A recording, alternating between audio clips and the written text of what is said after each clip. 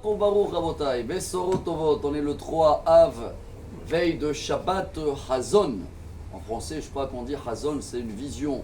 C'est vrai que c'est au nom de l'Haftara qu'on va lire au prophète Ishaïa, Esaïe, je crois en français, premier chapitre, qui nous apprend les erreurs qui nous ont amenés à détruire le premier temple déjà à l'époque.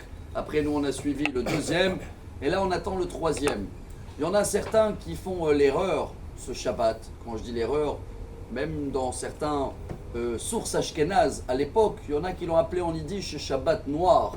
Et ils ne s'habillaient pas comme il faut pour Shabbat. Et beaucoup des rabbins, en tous les cas, aujourd'hui, Rav Ovadia Yosef surtout aussi, il demande à nous tous de ne pas oublier que dans le Talmud, Ta'anit, page 29 je crois, que là-bas la Gemara elle raconte que si Tisha B'Av tombe Shabbat, comme il y a certaines années, et il est repoussé, la table de Shabbat doit être comme la table de roi Salomon, Shlomo HaMelech, Bisharat Malchuto, table royale avec aucun signe de deuil. Donc ça, si c'est même Tisha B'Av qui tombe Shabbat, alors le Shabbat d'avant, Chas Veshalom de l'appeler Shabbat noir. Il y avait un grand rabbin, vous avez entendu parler de lui sûrement, le Ritbaz, on l'appelle en hébreu, Rabbi David Ben Zimra. Il était dans la même période du Harizal. Il est décédé 1 an après le Harizal.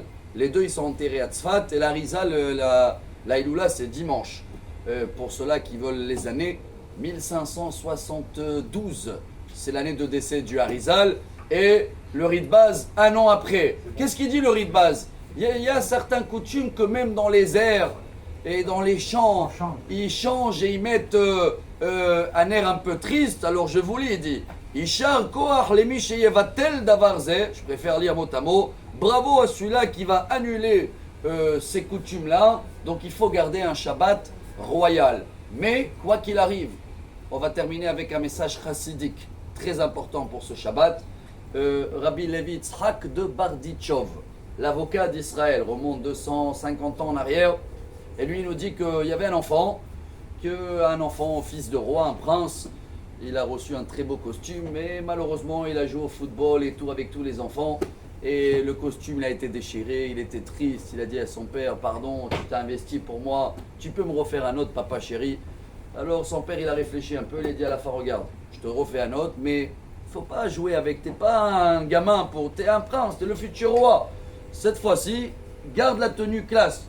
Et l'enfant, il était très content, il a reçu la nouvelle tenue.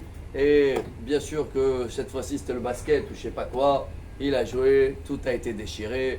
Il est revenu voir papa. Papa, il a dit, ça y est, 2 fois, stop. Mais après quelques temps, son père, il a décidé de faire un 3e costume royal, mais le mettre dans une vitrine.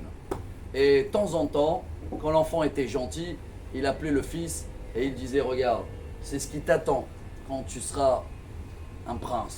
Alors il dit Rabbi Levi Yitzhak de Bardichov, le 3e temple, le 3e costume, il est prêt dans la vitrine. Il y a des moments dans l'année, comme ce Shabbat, où on nous montre, voilà le Hazon, la vision. Chacun de nous ce soir peut rêver, peut-être à table, on va montrer le 3e temple, on va même montrer à chacun quelle pierre il a mis dans le 3e temple. Alors pour l'instant c'est une vision, à nous de travailler pendant ce Shabbat et pendant cette semaine qu'elle arrive, d'être méritant, de pas seulement le voir, de Bezrat Hashem le recevoir. Un très bon Shabbat à tous et des bonnes nouvelles. Amar Rabbi Elazar, Amar Rabbi Hanina, Talmidei Chayim Shalom Ba'olam.